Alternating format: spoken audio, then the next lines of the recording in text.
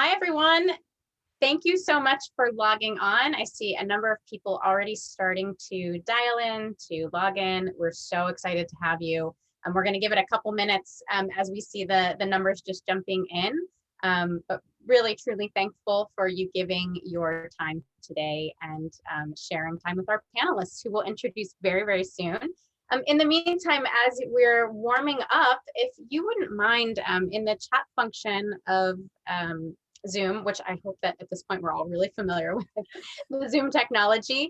If you wouldn't mind just sharing where in the world you are calling in or dialing in from, and where you are on your motherhood journey. If you are expecting, when would that be? If you've got children already, how old are they? We can't wait to hear who's in the audience. We'll get started really soon.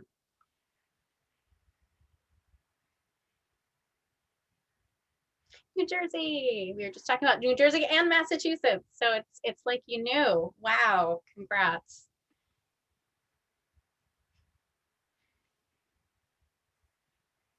Wow. Michigan, Brooklyn, New York City.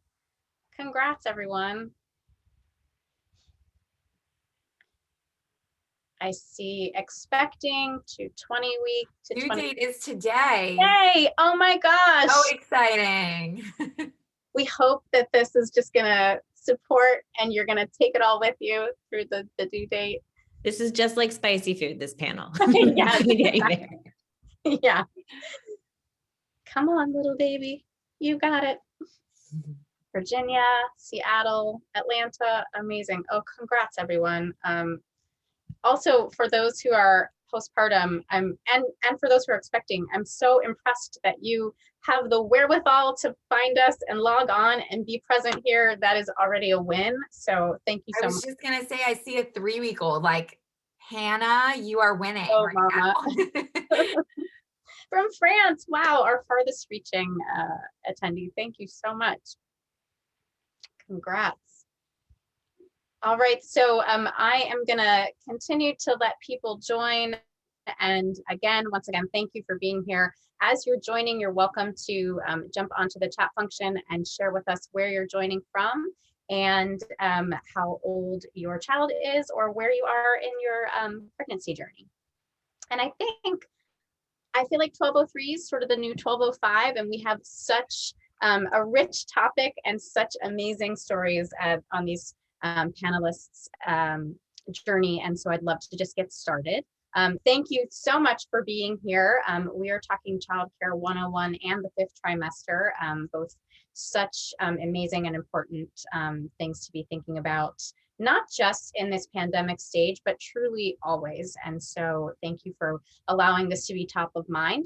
My name is Gretchen Richer. I'm the head of family experience at Vivvi Early Learning. And we're an early learning and childcare organization based in New York City. We have 3 campuses in the New York City area, and we also offer an in-home program where, really as a response to the pandemic and trying to meet our families wherever they are in their life, in their world, in their work, in their parenting experience, to bring the Vivvi at campus experience in home. And so we're just grateful to be partnering with Hatch, who I'll tell a little bit of my Hatch story later when we introduce Katie, has just been a real source of truth for all families on this journey. And we're always just so excited to have them here. We're going to spend, if all works out well, at the stroke of 40 minutes, we'll have talked about so many things and shared so many stories. And then we're going to turn it over to the participants. So start thinking about questions you want to ask, or if anything jumps out at you during our time together, please use that chat function and we'll try to get to as many questions as possible. Hopefully we'll answer a lot of really good questions during our time with the panelists. And I'd love to, without further ado, turn it over to our amazing panelists, Lori, Katie, and Tina. Lauren, I'll start with you. If you don't mind, if you could intro what you do, or maybe intro what you don't do, and that's like a shorter list. Age of children and a childhood journey in a nutshell, since we'll be tackling a lot of more specifics about your journey, and then we'll follow suit. Great. Thank you. Thanks for that nice introduction. I probably have the longest journey, so I'll try to keep it short because my kids are now, I have two boys who are 9 and 12. I'm sitting in our dining room area, and this is the first time I've been able to do a call like outside of a closed off room because my boys are both in in-person school this week, which is a huge victory. I was for a long time a magazine editor. I was at Glamour for most of my career for 13 years. In my time there, I had both of my sons. I then left to write and research my book, The Fifth Trimester, about the return to work after baby. That was an expression that I came up with when I was in it, kind of out of necessity, and then did a lot of research looking beyond my own admittedly pretty privileged experience, and put that all together into a book, launched the book, and then the book was really the launch pad for a larger business where I now go into organizations and companies and help them do a better job of retaining moms, but now pandemic times, really retaining all parents and caregivers by offering them the support that we really should have had all along. And I'm so excited to talk about what I've learned from my clients and hopefully offer you some of the research that I learned in researching my book too. Amazing. Katie, I'll have you jump in. My name's Katie Goldsmith. I'm the VP of brand here at Hatch. I've been here for about a year. I started 3 weeks before the pandemic started. I found out on my second week that I was pregnant with my second child. And by my third week, I was packing everything up to go to central Pennsylvania to leave the city because we, weren't sure where life was. So we have a 2-year-old. I have a 5.5-month-old. So I've returned to work twice now under really different circumstances. And in the midst of all of this, like so many people in this country, made a move out to the suburbs because it was what was best for our family. So we're now in New Jersey. So I also did a move in the midst of all of this, a second move in the midst of all this as well. And just in short, I really I battled with what my fifth trimester was going to look like my first go around and didn't really have a lot of time to settle into it before the pandemic happened. And now I'm still, even though I'm back to work, kind of grappling with what my fifth trimester looks like the second go around. So I'm really excited to talk to this group today and to hear from all of you, because I think the thing I've learned the most through all of this is that I learned the most from the moms in my circle and like batting through how we're all figuring this out. So that's me. Yeah. Oh, that's great. And Tina, thank you for being here as our Vivvi rep for the day. Of course. Hi, everyone. My name is Tina Mangan. I am a mom, but also full-time back at work, a senior client director of client services for a branding and package design agency here in New York City. I live in Soho. I have a 15-month-old daughter named Madison, and she has been one of the founding students at the Vivvi Tribeca campus. I actually interviewed and visited Vivvi when I was about 2 months pregnant. Was so excited to send her there when I had to go back to work after 4 months of maternity leave, only to find out that Vivvi unfortunately could not open yet. So I was back at work. It'll be a year now. I started again on May 4th of last year and had Madison and my husband home with me while we're trying to juggle it all while we waited for Vivvi to open back up again in August. So definitely not the return to work that I expected. Haven't really seen any of my coworkers in person. So yeah, am happy to answer any questions about Vivvi, but also just being a new mom, first time mom, going back to work from my bedroom. Thank you for that. And I'll jump in and just share a little bit about my journey. I have a 3-year-old, and prior to working at Vivvi, where I have been about a year, I worked for a company called Union Square Hospitality Group. And my re-entry from a work perspective could not have happened without an advocate in the people department and an advocate for just family leave in general and being able to come back in the way that I felt I could come back.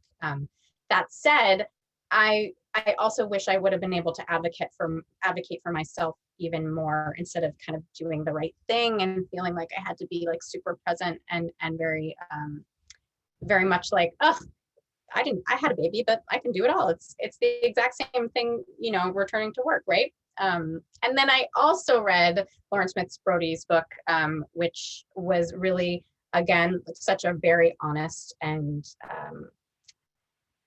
spoke to how a lot of mothers were feeling and what a lot of mothers' choices were. And what I loved about your book is that you were giving a lot of information, and you were also saying, now I'm giving you this, you decide what's right for you. And that felt very empowering, because I felt like someone did all the research and wrote a book about it, and then I could kind of pick and choose, which was great for me. And so I did group childcare, I did nanny through pandemic, and now I'm doing a double of nanny and 2 days at Vivvi. And so what's really great, I think, is that you can also make changes too. And we can talk about how the changes affected your lives. So I'm going to go back to Katie and Tina really quickly and just talk about your like immediate re-entry right back into work, and what has that been like for you, Katie, right after maternity leave, and what are the things that you thought through this time around? And Tina, if you want to reflect on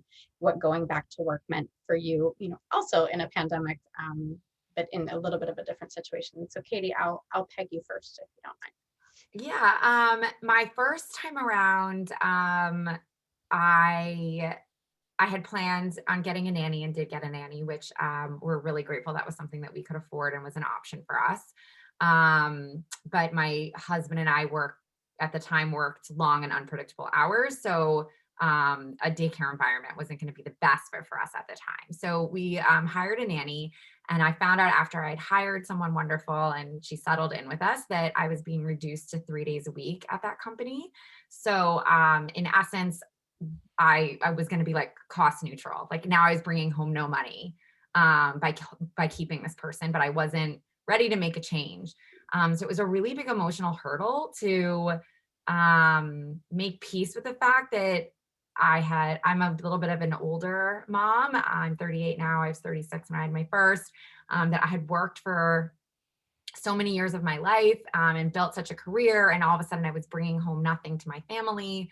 Again, that's like how it felt to me. Everyone is like navigating these decisions for themselves. So I don't want that to be reflective of how anyone here should feel. But that was a really big emotional hurdle for me, just to make sense of like the cost balance here of not wanting to give up my career, but like, why am I working and leaving my children if I'm bringing so little home?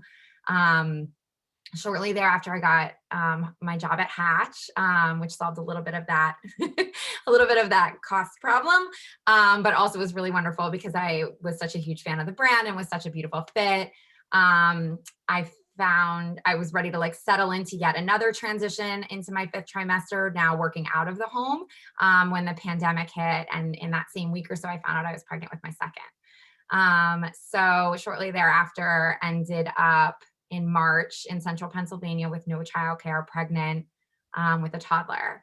Hatch was incredible at supporting that journey, but like for any of you who have been going through this, it also like is what it is. There are only so many hours in the day, and if you're chasing a toddler while on a Zoom and then have to make up all the work that you like couldn't get done because you didn't have your hands free, you're doing it from 8 to 11 p.m. Like that cycle is really endless and horrible. As truly as supportive as Hatch could have been, there's still just that many hours in the day. And then now my next transition into my 5th trimester that I'm going through now, when we moved to New Jersey, I knew I couldn't do 2 under 2 without help. And so we made the choice to kind of break our COVID bubble and bring a nanny into the mix here, which was a really emotional decision for us. I'm sure a lot of you were in a different place in the pandemic, but that was really hard for me after being like so tightly bubbled for so long to bring that risk factor into our family. But it's definitely been the best decision for us, and has allowed a little more sanity into the house. But I still battle every day the decision to be have someone with my kids that many hours a day versus wanting to be there myself. And that choice between full-time mom, stay-at-home mom, unpaid mom, whatever we want to call them in 2021, I still battle that like emotional conflict a lot. And I think that's been the hardest part. I have like 13 questions that have come out of this, but I'm gonna ask and then I also take it to balance with Tina. So I'd love to understand what factors for you influenced the nanny decision versus where we're gonna go with Tina, more of a childcare decision. And then knowing that Hatch is such a supportive environment, what do you feel like would be your words of wisdom to really advocate for what you needed, and how did you make that message clear to the team, or how would you make that message clear to a team that maybe wasn't as supportive with Hatch as Hatch? I guess I'm pegging you. Yeah, I'm gonna ask you. Okay. The way to talk to I mean, I was really fortunate. Again, I was really honest with them up front. I think, we're still in a world, I hope no one here faced this, but we're still in a world where, like, I personally even get a little anxiety telling my boss I'm pregnant. Like, will that be received in startup environment, especially like as being like good news? And thank God it was. But, that's not, it's really hard. But I think the more transparent you are about what you need, the more that your bosses have the opportunity to rise to the challenge and also have the opportunity to support you if you don't even give them the chance. I think it's really important not to like already set yourself up with an apology, but to set it up as I know my worth and I want to give you the opportunity to support me here. And I think that's been really valuable in our conversations. Thank you. And flipping the other direction, Tina, you had a similar kind of timeline perspective, and it sounded like you were pretty much always a group childcare decision. Can you chat about your journey back? Yeah, sure. So I think for us, group childcare was definitely the way that we were leaning. We had friends do both nanny and group childcare. For me, it was I wanted the socialization, and I wanted Madison to be with other kids, and I also just wanted her to be more in like a learning facility where activities were happening, scheduled activities were happening every day.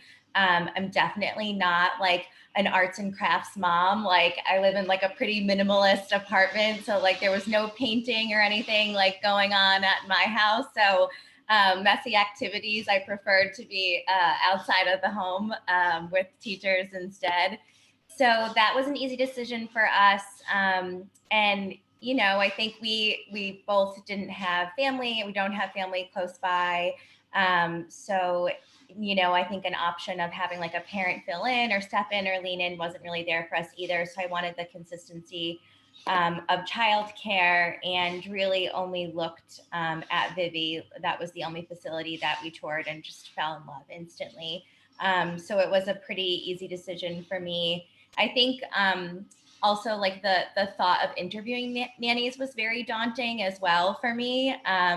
So I just thought, if I can just figure out group childcare first and feel comfortable with that, I won't even have to worry about interviewing anyone. So luckily that worked out for us.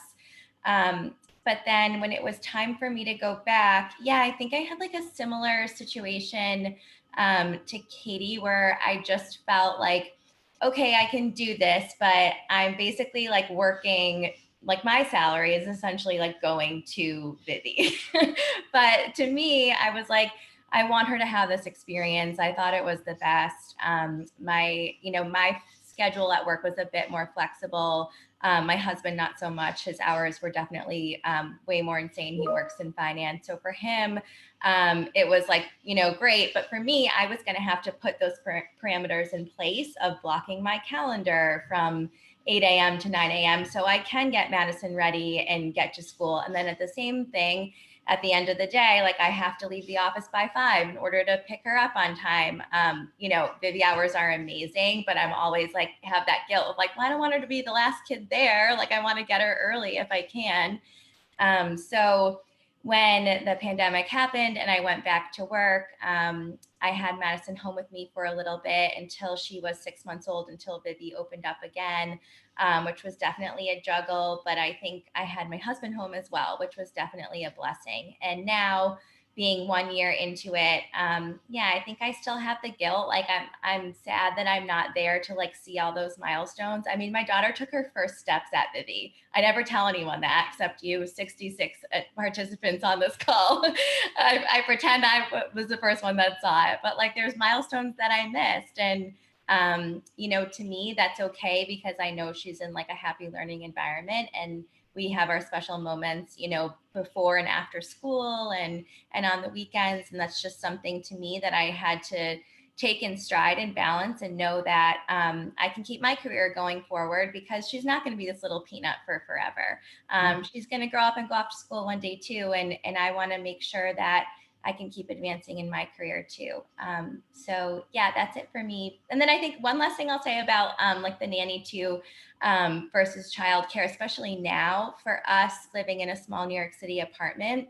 And after the pandemic was, you know, we're still in it, but when she was able to go to school, it was so nice to have a routine for her. We were able to like get up and get ready and pack her bag and walk somewhere. And just that physical step of like leaving your apartment or home where you're now working and living and everything is so blended together. I just felt so thankful that at least she had like a new environment to experience and she was starting to develop her own routine. So that was just like one benefit, I think, of having her physically outside of the home as well. Thank you. Lauren, I am sure you've got 1,000 things to I say. have, I could just talk for now.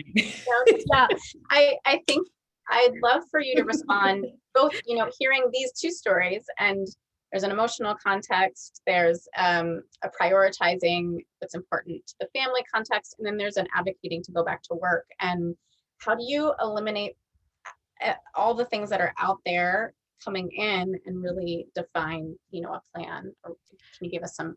There is so much that I have learned. I mean, the reason I wrote my book and did this research and started this whole 2.0 career for myself is because I was missing the kind of support that I'm now, you know, really, really grateful to be able to offer to people, because I have learned from literally thousands of new parents. And I have heard so many people say a lot of the things, you know, that Tina and Katie, that you've just shared those feelings. And I don't want to be dismissive or diminish the reality of the fact that very many of us do feel guilt that we're not with our children, or the reality that, you know, so many families, even those of us who think of ourselves as being in fairly progressive partnerships, tend to think of the childcare as being like, you know, coming out of the woman's salary. You know, Katie, you called it cost neutral when you were trying to decide whether or not it was worth in a 3-day job, you know, paying for childcare. I encourage you to try to externalize the factors that are involved there, everybody on this call, because the reality is there's a very good chance that in, you know, in a country that has the gender wage gap that we have, and we know that 80% of the gender wage gap is caused by the motherhood penalty. There's a very, very good chance that if you're in a heterosexual relationship, the husband in that relationship, the male partner, is probably better paid for the work that he does than the woman is. That is not your fault. That is not your partner's fault. But in talking in ways in which like the, you know, the childcare is the woman's responsibility to pay for financially, or to sort of rationalize financially, we are perpetuating that. So do everything you can to try to think of the childcare as being a percentage of your total household income, and realize that, and I like to arm everybody who's going into any kind of negotiating conversation with a lot of facts about how valuable women are in leadership, which is not to say everybody needs to be their most ambitious and try to be a leader, but it is pretty compelling when you hear that if we had parity, if we had actually 50% representation in boardrooms and in executive level positions by women, that our national GDP would go up. That it has been studied by McKinsey that companies would be more profitable if they had more women in leadership. So you are valuable. And so when you ask for these things, and when you get a little bare and a little more honest than you're comfortable with about the needs that you have, and you present a plan that allows you to have the flexibility that you need to have, you're actually doing something good for your company. You're investing in your ability to stay, and you're investing in their ability to be able to keep you. And I'm just going to roll all these themes in once, not just you, but when you advocate for a need that you have as a mom, it means that there's, even if it's uncomfortable, you have some degree of privilege that is allowing you to offer that plan, make that ask, stretch a little bit that's uncomfortable. You are surrounded by people who do not feel as comfortable as you for all kinds of other reasons. So please, please know that when you do that, you're not, it's so tempting to think of, and I felt this way, that when you're asking for something, when you're presenting a plan, negotiating for something, that it's like, because you have this very intense need in your personal life. And obviously that's true. The stakes have never felt higher than when you have, especially your first child and you're trying to return to work. But if you're doing that, you're actually advocating not just for you, but for all moms. And if you're advocating for all moms, you're really advocating for all parents. And if you're advocating for all parents, you're really advocating for everyone who's a caregiver. And I challenge you to find a single person you work with who does not care for someone in some way, even if the someone they're caring for is themselves. It's so, so important that we treat these issues of flexibility comprehensively and with access to all, to avoid perpetuating some of the stigma that is very real and that is financially really felt. And I commend both of you guys for talking about money right out of the gate. Like, awesome. That's something that 10 years ago people weren't as comfortable talking about with colleagues. And I think of everybody on this call as my colleague, by the way.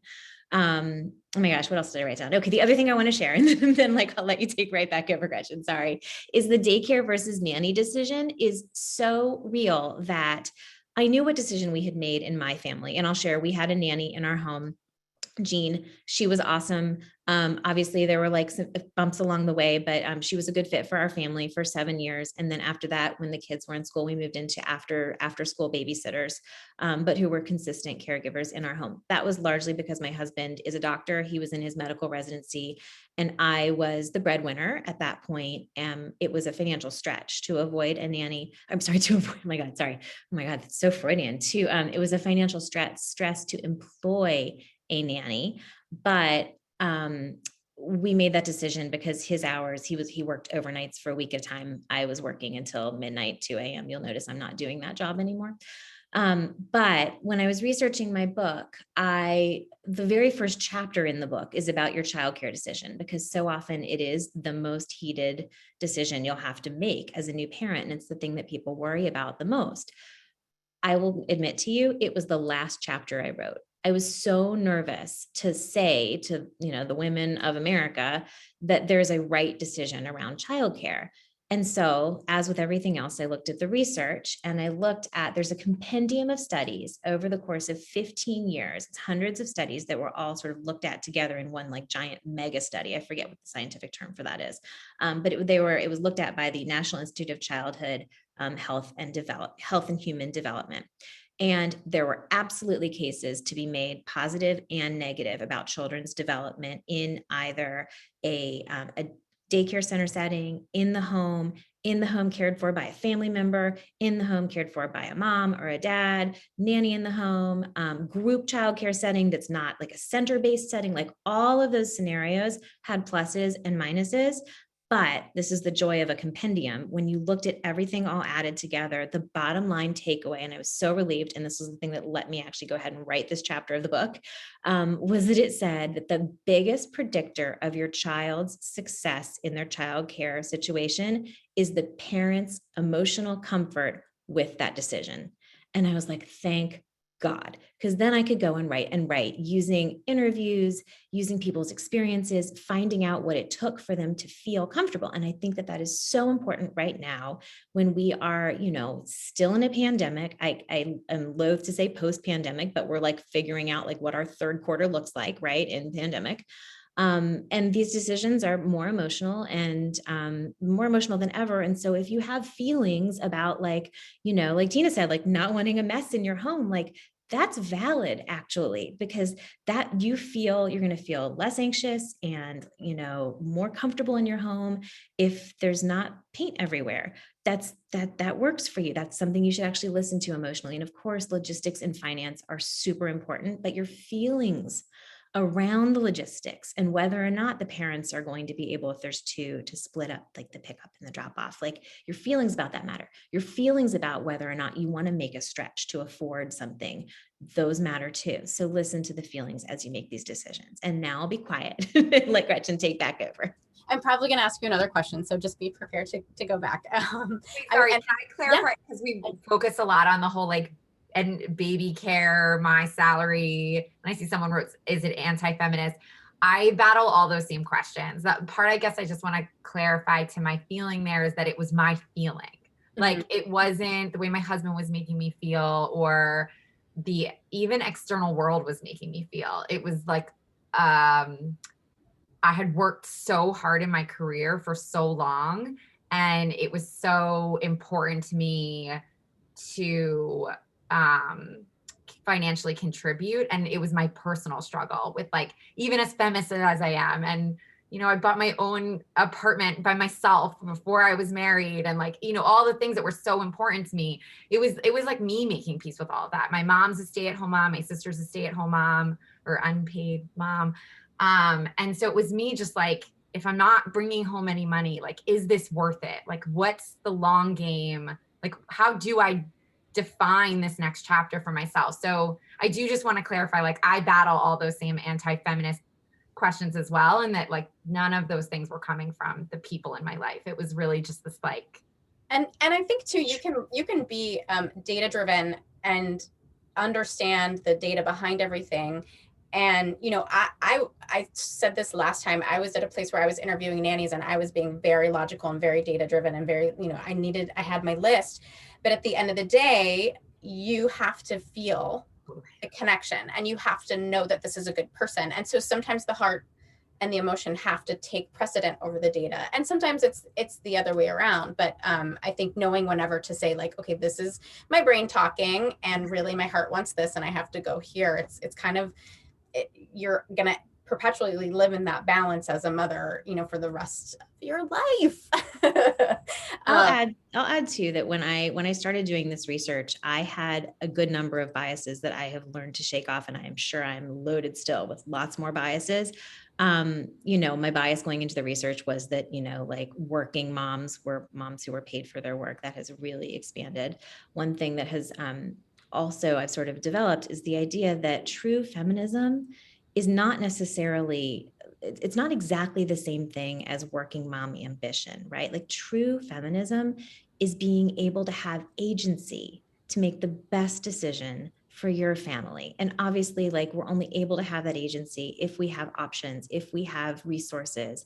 And so acknowledging that's really important, but I would never want to make anyone feel criticized for feeling the way they feel or making decisions that they make around supporting their family. The whole point is to be able to support your family in the way that feels most comfortable for you. I'm going to ask you to continue to expand on that. And as you're thinking about advocacy and agency, and have you seen anything? I think it's pretty clear that we know that childcare is a little bit broken in this country. Like, let's just name that. That being said, the pandemic has really pushed so many things to the forefront of the conversation. Would you say that this gives people more power to come to their employer with what they want and how they want, or to be able to sit at home with their family and say, flexibility is now this definition, and maybe in the past flexibility wasn't? Lauren, could you start on that? And then ladies, I'd love for you to. I'll just get super personal and tell you that, you know, a year ago, what is today's date? Yeah, like a year ago. So my husband was recovering from COVID. There was no PPE at his hospital. He got sick. It was really early on. And I had gone from standing on stage at Lincoln Center like a week earlier, talking to thousands of women about, you know, the power they had as moms in their workplaces. And now like the word workplace, what does that even mean? You know?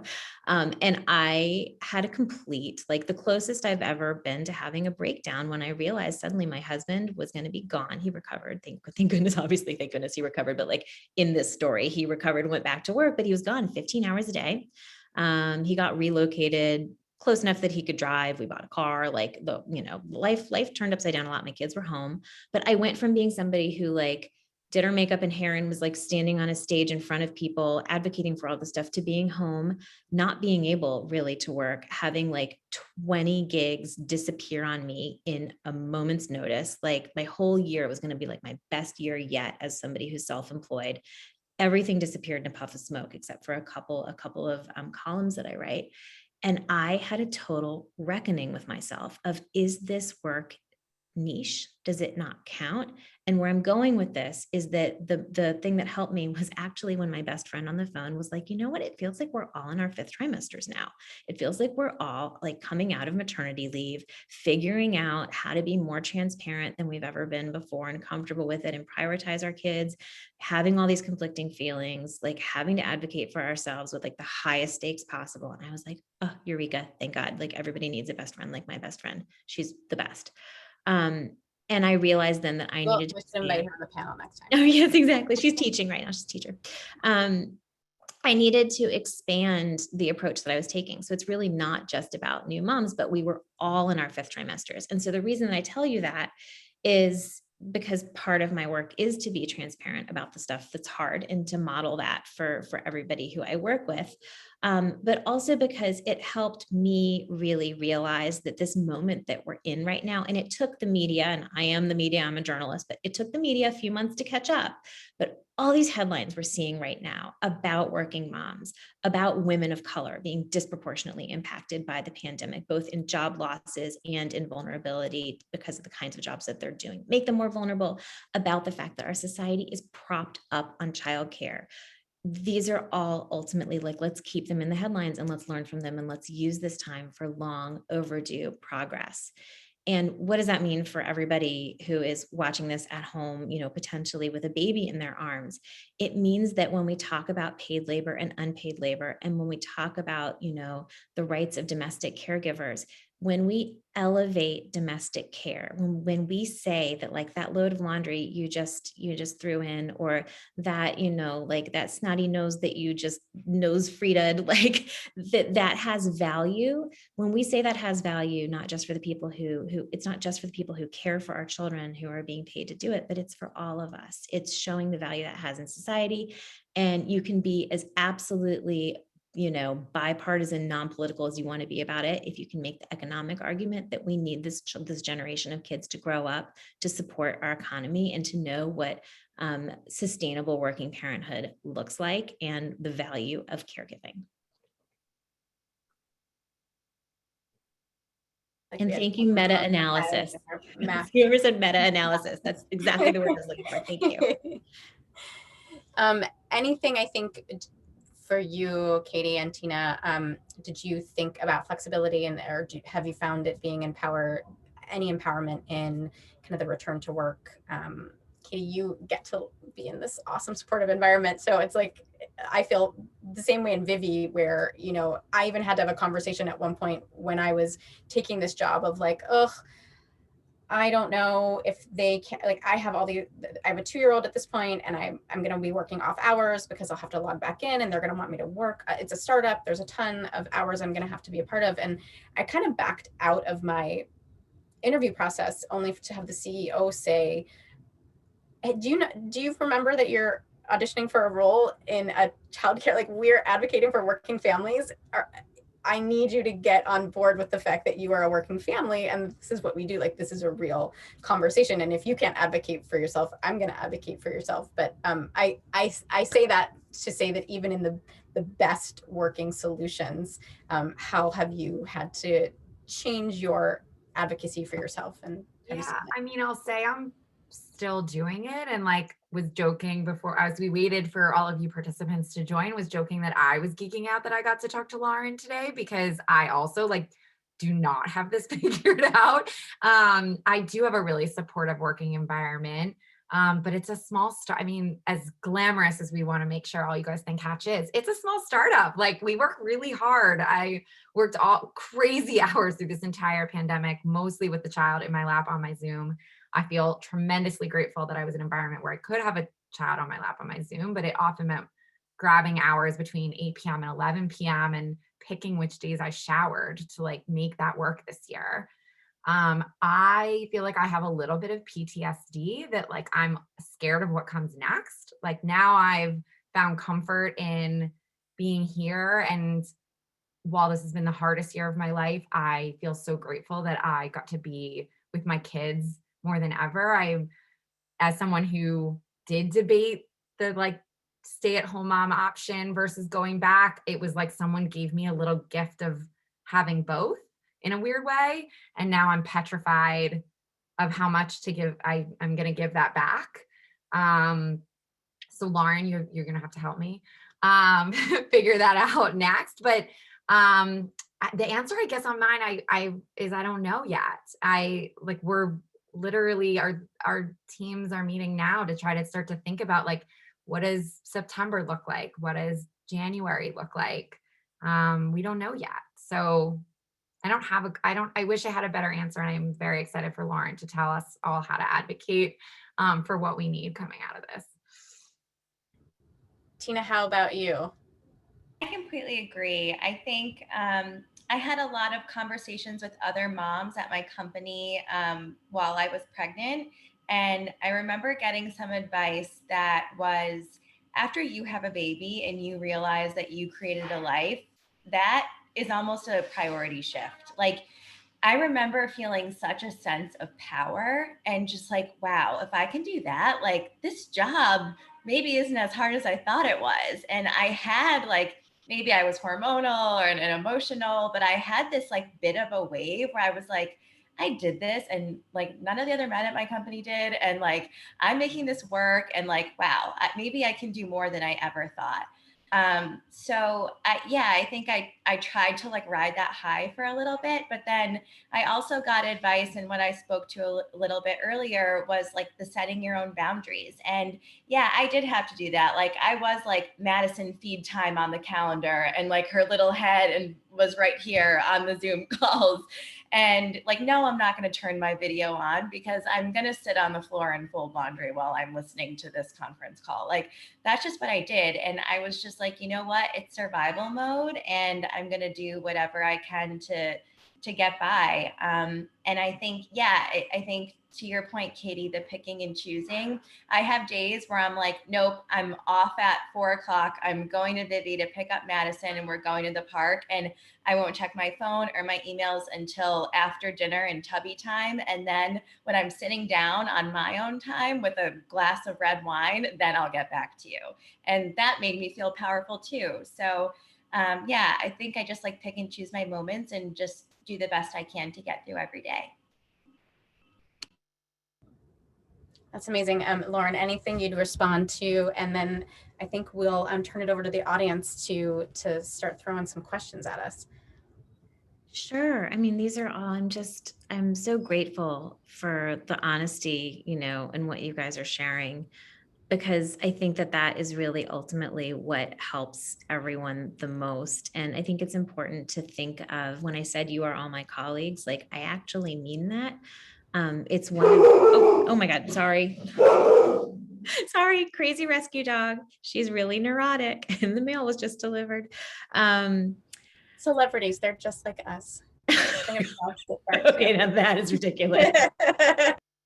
Oh my God. And I will tell you, like, I just totally lost my train of thought. What was I talking about? The colleague thing. So one of the kind of big teachings that's come out of this time for me is that we have missed, those little interactions that, for those of you who worked in an office previously, maybe some of you are back, maybe some of you aren't, those little like incidental, I call them like your water cooler moments, your like candy jar people. I used to have a candy jar on my desk. We miss that. And we get a lot of people, not everybody, but a lot of people get a lot from those little interactions. And you get it in terms of career growth, because it's really good to know what's going on outside of your little team's bubble. But we also get a lot emotionally from it. It gives us a lot back. Like when we spend a lot of our days at a workplace, like it's how you spend, a good portion of your emotional day, right? And so it's important to build some of those moments back in now. And it's important also to remember, and if you can build them in ways that may feel a little constructed and like a little too deliberate, but like call somebody up who you actually haven't spoken to in 6 months because you haven't been on a project with them, but they're the person you would see at the proverbial water cooler, and like tell them you watched a panel and somebody told you to do it. And that's your way in. It's 10 minutes. They will be really glad to have been connected with too.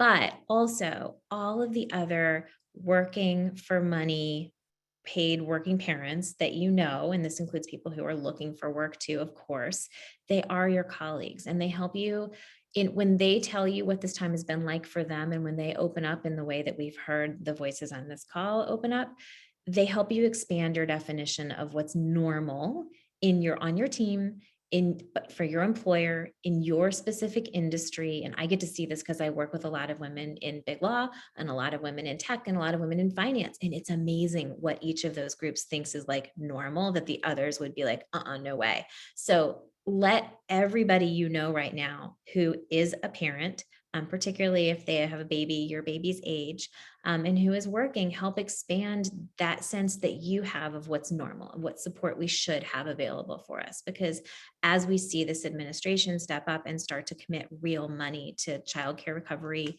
to moms, to parents, to child tax credit so that no children live in poverty, well, that's okay. That's a great gross overstatement, but with the implication that no children should ever have to live in poverty, that's going to change our cultural norms.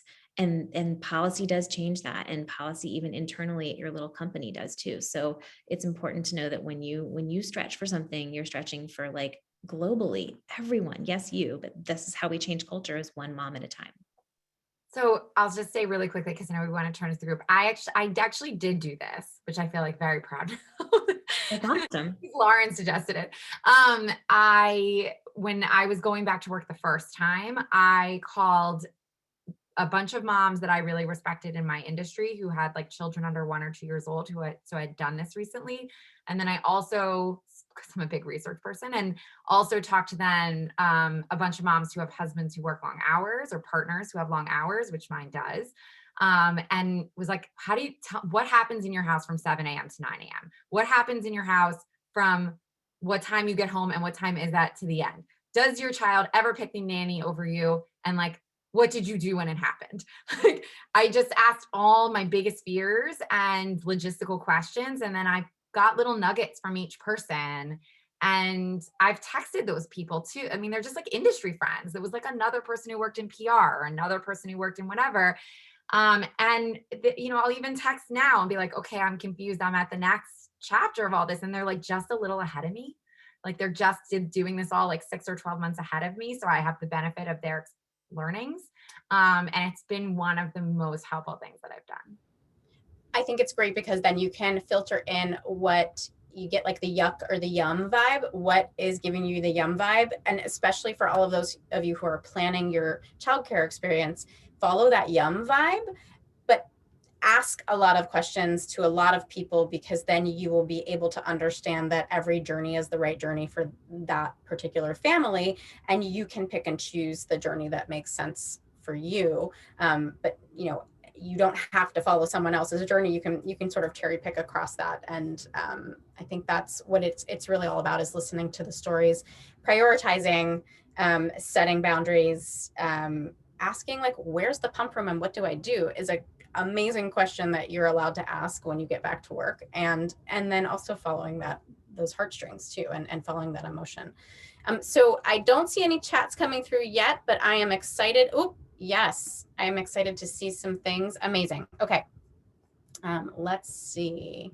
We've got, yeah, not only a gap in heterosexual relationships, home burden, but also burden in the planning, monitoring, following through. Yes, the mental burden.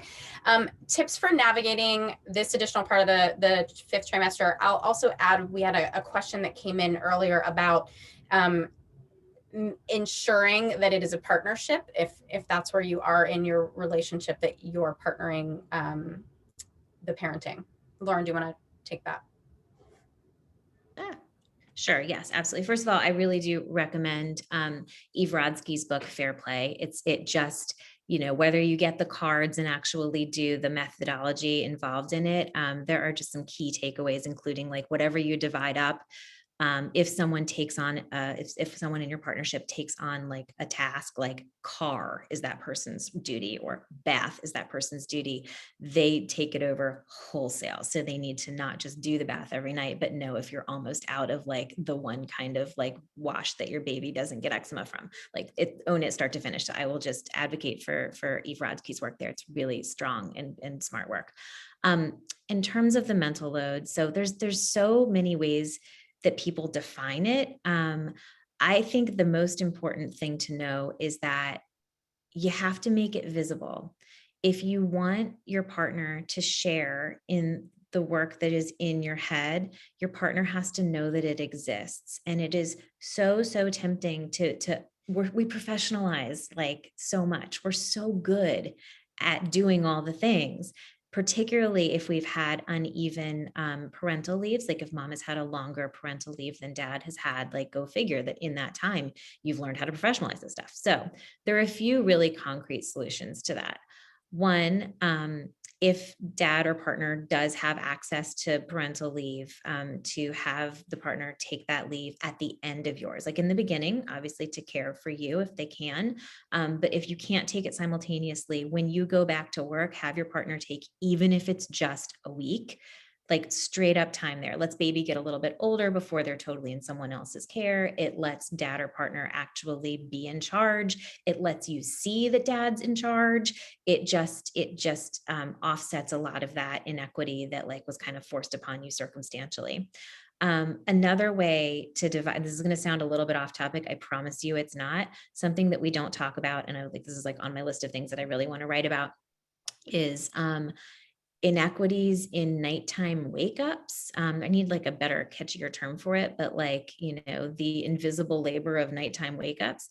There's actually a lot of research done about sleep that, and this is all very heteronormative research because it's only been done with heterosexual couples. I would imagine there's a lot that pretty much lots of couples could extrapolate from it, but the data shows that dads aren't as aware of what happens in the night as mom. And I think biologically, as somebody who has had children, like I know that like if they blinked an eyelash, like I knew that in the nighttime, and I would wake up. And so dads aren't as aware, which really means that you have to connect every single morning, and it doesn't become like a big loaded question if you can actually do it every single morning of, hey, how was your night? Hey, how was your night? Compare notes, and it becomes pretty clear what's unfair pretty quickly. And obviously some of this, if you are breastfeeding and you want the child at the breast and not on a pumped bottle, like, you have to figure out what works for your family. But it's important to know that whatever you can do to protect, in an ideal world, 2 nights of full sleep in a row, like you would switch off, somebody would have like earplugs and an eye mask and be in another room, like those 2 nights.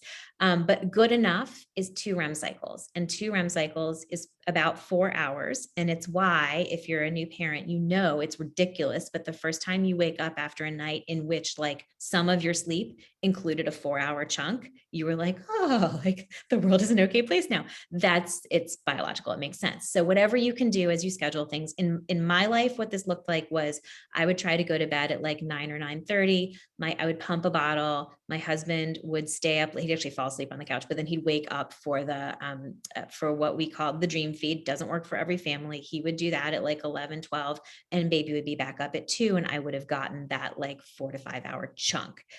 Fragmented over the course of the night. You really want to have like 7 if you can get it. But if one of those chunks is 4, you're doing okay. I really appreciate the fact that we probably are talking about advocating for ourselves in the workplace, but then we sometimes think that our partners magically know exactly what we want, and to be able to truly advocate for what you need at home is important. And speaking of another layer of tough things to think through, corporate single parenting. I'd love to hear advice on and even challenging space. So we should all listen to single parents is really what needs to happen. I will tell you, there is a sort of an odd overrepresentation of solo parents in my book. And I kind of didn't realize it until I got to the end. And it was because those parents had so much concrete advice to share and so little like, I'm not coming up with the right idiom, but like no chips on their shoulders about sharing it. Like they were not feeling conflicted about having negotiated for something. They were not feeling conflicted about having asked for help because they knew from day one to their core of being a single parent that if they could do a good job of advocating for themselves and taking care of themselves, they were actually by extension taking good care of their children. And so I think really what needs to happen is we need to all learn from that. So, if you have the resource of having a partner, like that is your best resource. And you have to think of that person as truly your partner, make all the labor visible, actually make the list of things to divide up, factor in time for you to take care of yourself, for your partner to take care of him or herself. And to do something together as a family, and that all counts. It all counts towards our vision of what we want working parenthood to look like. In all of the corporate talks that I do, the way there's a big chunk that I talk about sort of dividing up, labor in the home. And I always have to preface it with the fact that, like, I know a number of people on these calls don't have a partner in the home. So let us redefine what that is. That can be a friend, that can be a grandparent stepping in, which we've seen a lot of over the pandemic. But also, like, if you have a colleague who is a single parent, ask them what they need, because they definitely need more support. And it's just a wonderful unifying thing for everyone to feel like we can support each other. We all care for somebody. Thanks, Lauren. Thinking back, thank you, Alexis, for understanding that there isn't any wrong thing that you do through your first return, but any mistakes or gaffes that you made that if you could take back, or if you just share out so that we try not to make them. And for everyone on the panel, if you have. Well, I'll say a brief one. It wasn't a mistake or a wrong thing that I did, but I had a really supportive, I've always worked in startup environment, and the one job I happened to have that was more corporate was when I had my first child. And I could not have been more grateful to have an actual HR contact during that time period, who was really supportive of family leave. And when I was called to check in multiple times while I was out, and in a week or two before I came back, wanted to make sure I was still good, feeling good to come back, and said, my biggest advice to you is to not load up your calendar on day one. Like, I know you're an overachiever. You're going to come in and have like a meeting set up with every cross-functional partner in the first 2 days, get back in, And I really paced myself. I set up blocks of like catch my breath time, because it really is a huge transition. And it's now feedback that I have given to my team as I've welcomed moms back from leave. And I just feel so grateful that someone set that tone with me so that I can echo it now for team members that I support. Like I see the relief on their faces when that happens. So I really do encourage to pace yourself in that first week so that you set your own tone in coming back. I think too, just being able to ask for help right from the beginning, and because your brain functioning is totally different when you come back. And I think we always say try to put your own oxygen mask on before you put anyone else's oxygen mask on. And I think being able to have self-care is, even if that is a shower, like I showered by myself with nobody looking at me from a baby carrier next to the bathtub, but like something like that every day, or as much as possible, to make sure you can be human. Because when you absolutely forget about that as a new mom, and then you get to a place where it just kind of overwhelms you. So try to advocate in that space too. Yeah, I agree with Katie. You always have a risk of feeling like you've missed out. You haven't been around your coworkers for a while. So give yourself some time to, even Lauren was saying, those water cooler moments, and, get the gossip, see what's been going on, and like give yourself that 2-week onboarding period to just get back in the game. Don't worry so much about the actual work yet. And then I think in my specific industry, for me, it was a lot of like reaching out to clients again that I hadn't been in touch with And my thing was like, here's a picture of my baby. What's going on? So, you can use that tactic too to just start the conversation. Everyone loves a cute baby photo. I'll bring it right back to childcare, which is something that I have seen a number of my clients I hate to call it a mistake, but like they would probably say it was a mistake, is just something they missed was in the very beginning of all of the sort of communication that they had with their caregiver, whether it was a center-based or a nanny.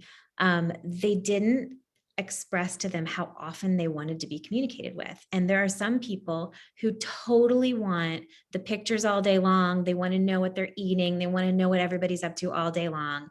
And then there are other people who would find that ultimately really distracting, and sort of like the whole point of being able to focus at work is like to not be interrupted. I'm somewhere in the middle. But so I really recommend actually communicating how you'd like to be communicated with. Do you want like a check-in every day at noon? Do you want pictures at the end of the day? This is a really key one. I think Tina, you mentioned this about milestones. If baby has like a significant milestone, do you want to know about it? Or do you actually want to wait until it happens in your presence, at 7:00 at night, in which case, like, it is your first. Actually think about that and talk to your partner about it too, because it's nice to make that decision together and communicate that to your caregiver who just wants to do a great job and wants to communicate in the way that you want. And as we are wrapping up and at time, I'll say that we're all still on our own childcare journey. So just because the decisions that you think that you are making and are going to follow through with in the next couple of months, that does not need, that may be the thing that goes with you through the entire process. That may be just part one of a couple different adventures, and that is also okay. I think the journey and being able to speak along the journey is really the important component. So being able to speak along your journeys, I can't thank the three of you enough for all of the advocacy, all of the ups and downs and everything in between, and really being able to be honest and open about your experience. More conversations like this need to just keep on happening, and I'm just truly grateful that you're here to participate. Thank you to all of our attendees who are here. We can't wait to continue to keep the conversation going throughout this next year. Thanks, everyone. Thank you all for being here.